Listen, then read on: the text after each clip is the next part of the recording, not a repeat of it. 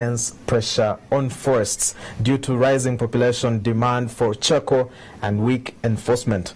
In 2015, a joint water and environment sector review report put the country's forest cover at 11%.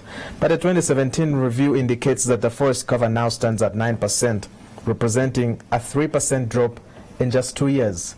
Mr. Okello is with me in studio. Welcome. Thank you very much. Let's start off with the status of the forests. You know, what does it look like currently? Good evening, viewers. The status of the forest currently is not looking very good because Uganda is losing basically forests which are outside protected areas, outside the gazetted forest reserves, and those forests which are outside the national parks and wildlife conservation areas. They are being lost at a rate which is unprecedented. And these are forests which are on public land. These are forests which are on private land. These are forests which were on what we call communal land in areas where we had communal land, like in northern Uganda, in Karamoja region, in Teso region. So most of these forests has been lost. And the forest is lost to, one, conversion for agriculture because of the increasing population, just like you have said. The forest is lost because of high demand for fuelwood, especially charcoal. And the forest has now of late being lost because of export of Aphezelia, especially from northern Uganda. There is this tree species. You could have seen logs being ferried coming from northern Uganda, coming to Kampala, and even proceeding up to the border and going into Kenya for export. So these are the causes for the forest lost in Uganda. Much and much more land is being converted for agriculture. People are cutting trees, people are cutting forest and burning, and then converting to agriculture. Now that you're in office, what is your ultimate plan for the first 100 days? The ultimate plan is that, one, I want to first, I'm doing a situational analysis to really come to terms with what is on the ground. I will soon do a field visit to some of these hotspots to really acquaint myself with what is on the ground. But the underlying factor is that we must reverse the loss in forest cover in this country.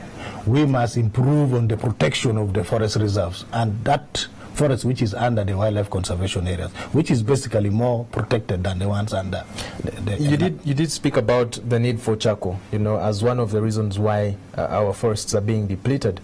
What are you going to do for this? Now, the thing is, we must look at alternatives to the people who use charcoal, but also we must improve on the conversion. Charcoal is burnt through rudimentary processes in the villages, in the forest reserves. And the conversion rate is so low that in most cases we only recover less than 30% of what is burnt. So possibly we need to look at best ways of producing charcoal and also using improved technologies and looking at alternatives to charcoal. I'm praying that we start exploiting our oil and possibly get gas which can relieve the pressure from the forest and from the trees.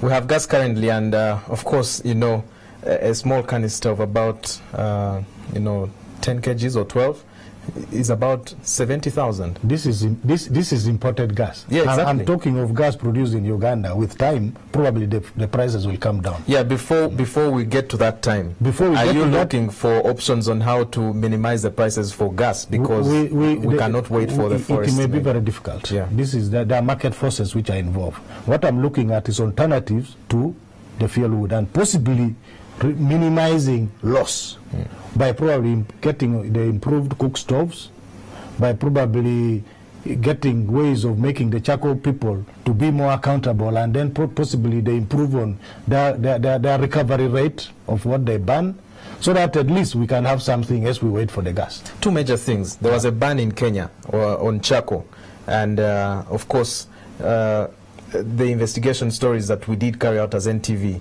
you know, for the species that you talked about from northern Uganda. Yeah, Aphezelia. What is the impact of the ban, you know, on charcoal from Kenya to Uganda? Yeah, we are told there are people who are exporting charcoal from Uganda into Kenya, and that will have far-reaching impacts on our forest. And it is something which can be managed because I think most of the export, charcoal is a bulky commodity and could be passing through the borders, in vehicles, in trucks, through the roads.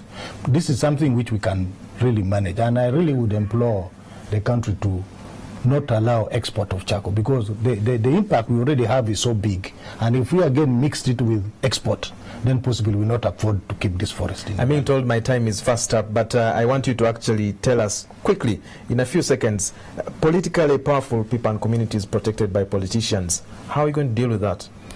No, we need to talk to these people. They need to appreciate that without forest, we are doomed. Without forest, we'll have no rain. Uganda is a country which relies so much on nature. Our agriculture is rain-fed.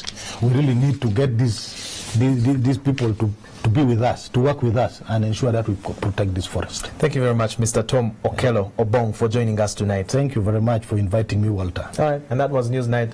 Let's move on, because Major General Kasirye Gwanga has said he will now put his effort into farming now that he has been officially retired from the service in the army. Kasirye Gwanga, who joined the army in 1972 as an artillery officer, has been a presidential advisor on military affairs. NTV spoke to the retired officer. How has it been, like the journey from the time you joined the army until you retired? I joined the army when I was 20 years old. Excitement, you know what I mean, I just taken over, I took over when I was in senior 4. Then the moment we did our O-level, I didn't even wait for the result. I just decided to go into